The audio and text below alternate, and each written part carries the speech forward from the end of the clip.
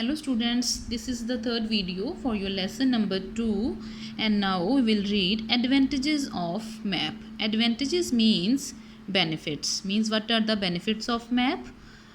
With the help of a map, you can easily locate the political boundary of a country.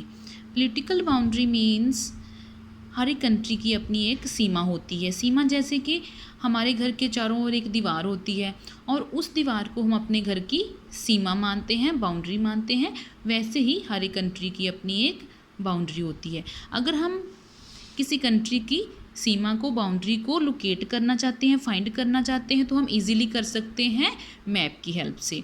Through a map you can easily show the courses of rivers, roads, railways, waterways and Airways.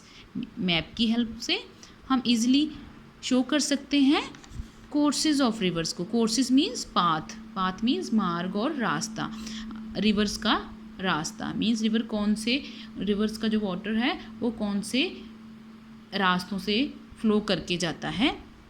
Roads के बारे में, Railways के बारे में, waterways जैसे कि ships के मार्ग के बारे में और एरोप्लेन्स के मार्ग के बारे में हम इजीली पता लगा सकते हैं मैप की हेल्प से। Distribution of rainfall, forest, minerals, crops, population, climate, industries etcetera are seen easily on maps. Means distribution of everything. Distribution होती है कि जैसे हर एक जगह पर हर एक वस्तु अवेलेबल नहीं होती। कहीं पर कोई वस्तु ज़्यादा मिलती है, कहीं पर कोई वस्तु ज़्यादा मिलती है। जैसे कि कहीं पर फॉरेस्ट एरिया होता है ज़्यादा, कहीं पर मिनरल्स अवेलेबल होते हैं। इन सब की जो डिस्ट्रीब्यूशन है, जो डिवीज़न है, वो ईज़िली देखी जा सकती है मैप्स के through.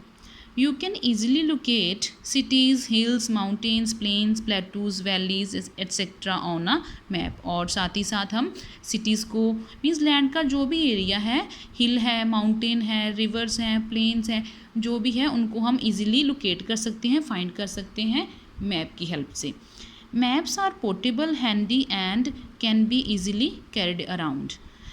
Portable means the thing that can be moved easily. जिस वस्तु को हम इजीली मूव कर सकते हैं। मीन्स मैप्स जो हैं पोर्टेबल हैं, हैंडी हैं, जिसको यूज़ करना आसान हो, can be easily carried around, और मैप्स को हम कहीं भी लेकर जा सकते हैं इजीली कैरी करके। And now language of a map means what type of language is used in studying और making the maps. A number of signs, symbols and colors are used to show different things on a map. This is the language of map. To understand a map, we should know this language. Means there are many signs and symbols or colors used to symbolize the different things. Like for example, this is a symbol of trees. Trees means trees जो हैं symbolise करते हैं forest area को। अगर हमने map पर forest area show करना हो तो हम ट्रीज़ की हेल्प ले सकते हैं, ट्रीज़ ड्रॉ कर सकते हैं।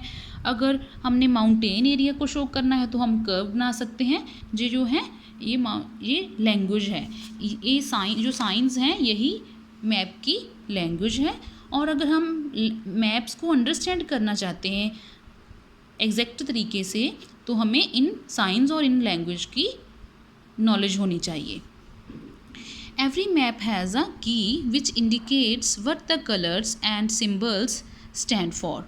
For example, green colour stands for a low land and blue colour stands for water bodies.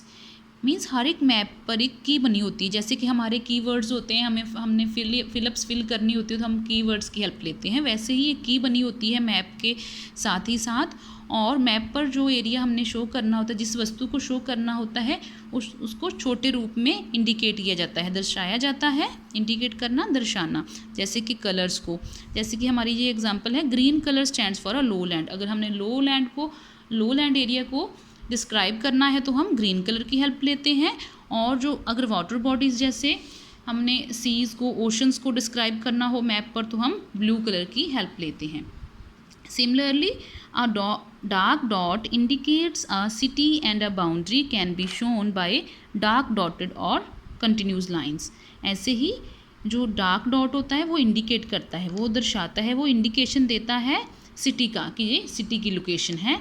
और अगर बाउंड्री को शो करना हो तो कंटिन्यूसली जैसे डॉट्स बनाए जाते हैं, डॉट्स बना के छोटे छोटे डॉट्स बना के ऐसे बाउंड्री को शो किया जाता है। कई बार कंटिन्यूस लाइंस भी शो की जाती हैं बाउंड्री को शो करने के लिए।